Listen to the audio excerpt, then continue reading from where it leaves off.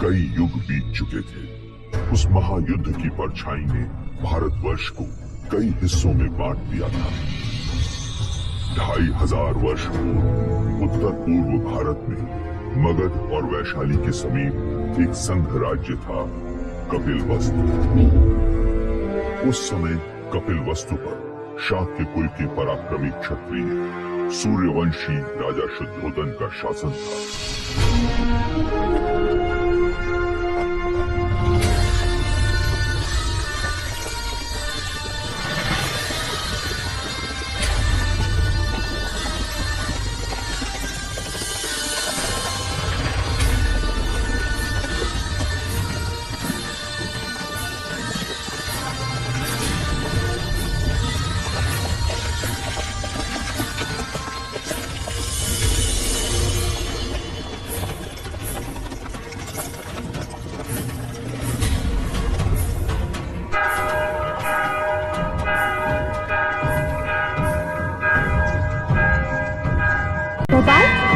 लगता है कोई खुशी का संदेश है। हाँ लौशिका, वरना ये गगन ढोल क्यों बजे?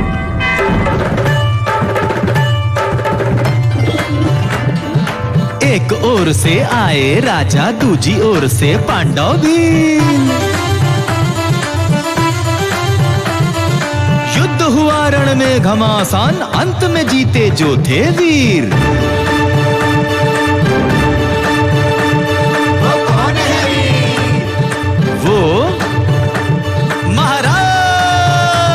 शुद्धोधन।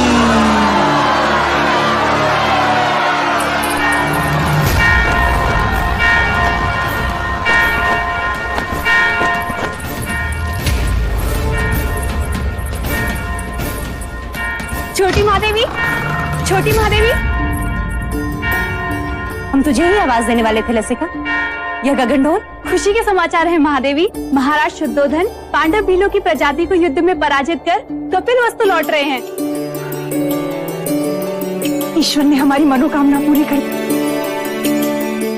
क्या यह समाचार महादेवी महामाया तक पहुंचा? नहीं, वो इस समय अपने कक्ष में नहीं है। ठीक है, तू गरीबों में अन्नदान का प्रबंध कर। यह खुशी का समाचार हम स्वयं अपनी बड़ी बहन को देंगे।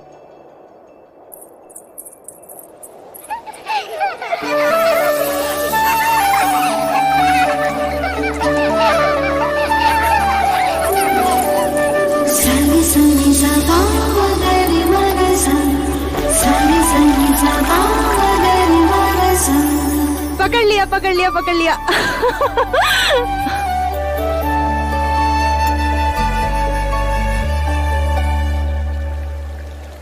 दीप्त, बाकी बच्चे कहाँ गए? बच्चे? कौन से बच्चे? यहाँ मैं अकेला हूँ।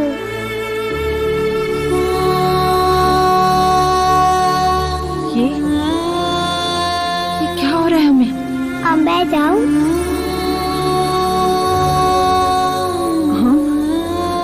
कहाँ? अपनी माँ के पास। हाँ, पर आपने मुझे एक वचन दिया था ना? हाँ, वो तो मैं भूल ही गया। तो फिर बोलो। बिना बोले मैं आपको जाने नहीं दूंगी। बोलो, बोलो ना। पहले अपनी आंखें तो बंद कीजिए।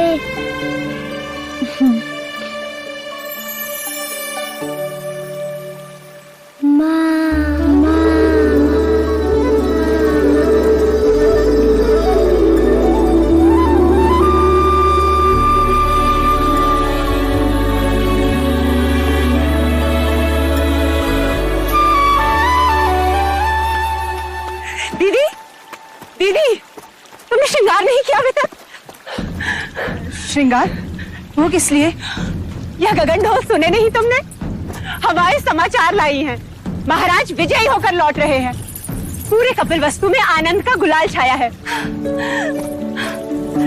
प्रजापति, ये तो बड़ी खुशी की बात है।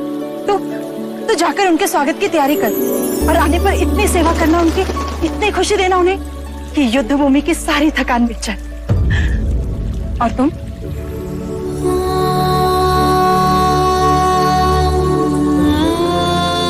खुशी के मौके पर पांच का चेहरा नहीं देखते प्रजापति। दीदी, मेरा चेहरा देखते ही संतान ना होने का मेरा ये दुख महाराज का दुख बन जाएगा, और मैं उनके दुख का कारण नहीं बनना चाहती। दीदी, तुमने महाराज से मेरा विवाह इसलिए कराया था ताकि महाराज को संतान सुख प्राप्त हो और कपिल वस्तु को उसका उत्तराधिकार।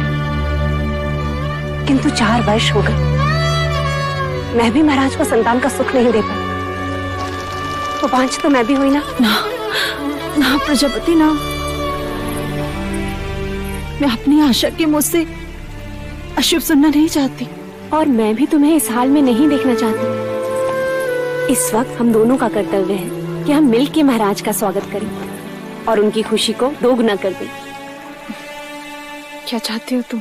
बस इतना कि जब महाराज आए तो तुम उनका स्वागत पूरे 16 श्रृंगार के साथ करो और महाराज बस तुम्हें ही देखते रह जाएं। महाराज की, महाराज की, महाराज की, महाराज की, महाराज की, महाराज की, महाराज की, महाराज की, महाराज की, महाराज की, महाराज की, महाराज की, महाराज की, महाराज की, महाराज की, महाराज की। सारे संगी सबा मगरी मगसा, सारे संगी सबा मगरी मगसा।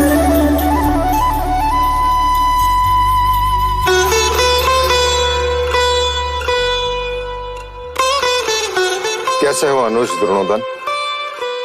आपका आशीर्वाद है भाई महाराज, और राज्य में भी सब कुछ कुशल मंगल है। तुम हो तो अमंगल हो भी कैसे सकता है? तुम ही हो जिसके कंधे पर मैं कपिल वस्तु का भार सौंपकर निस्संदेह युद्ध पर जा सकता हूं। आइए। रुकिए, हम आपको प्रवेश करने नहीं देंगे। तुम मुझे प्रवेश क्यों नहीं करने दोगे? पहले आप मेरे लिए क्या लाए हैं वो दीजिए, तभी हम आपको भीतर आने देंगे। मैं राजा होकर सबसे कर वसूल लेता हूँ और ये राजा देवदत्त मुझसे कर ले रहा है। ये रहा आपका उपहार। आप मुझसे युद्ध के बिना भीतर नहीं जा सकते। मेरी ही तलवार और मुझ पर प्रहार। ठीक है।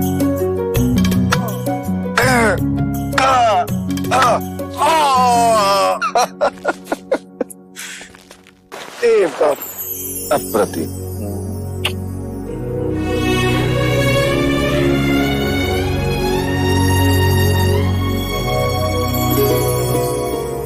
चले। महाराज की, महाराज की, महाराज की।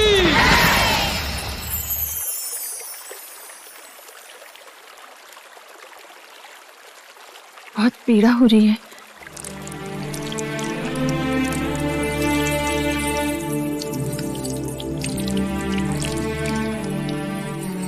नहीं महामाया, ये पीड़ा उस पीड़ा के आगे कुछ नहीं जो भाग्य ने हमें दिया है। कहने को तो सब कुछ है हमारे पास, परंतु देखा जाए तो कुछ भी नहीं। 2 ब्याह करने के पश्चात भी हम निसंतान हैं। आपके दुख का कारण है। ईश्वर के यहाँ विलंब है, अंधकार नहीं। कुलगुरु वाचस्पति ने संदेशा भेजा है। शीघ्र ही ऐसा योग आएगा जब सूर्य उत्तरायण में प्रवेश करेगा, चंद्र कर्क लग्न में होगा, शुक्र मीन राशि में होगा, पुनर्वसु नक्षत्र होगा। ये वही नक्षत्र है जिस नक्षत्र में भगवान श्री राम का जन्म हुआ था। इस योग में पुत्र कामेष्टि यज्ञ करवाने से हमें हमारी प्रार्थनाओं का फल अवश्य मिलेगा देव। हम तो केवल आपकी गोद में अपने पुत्र को देखना चाहते हैं माया। हमारी गोद तो भरने से रही,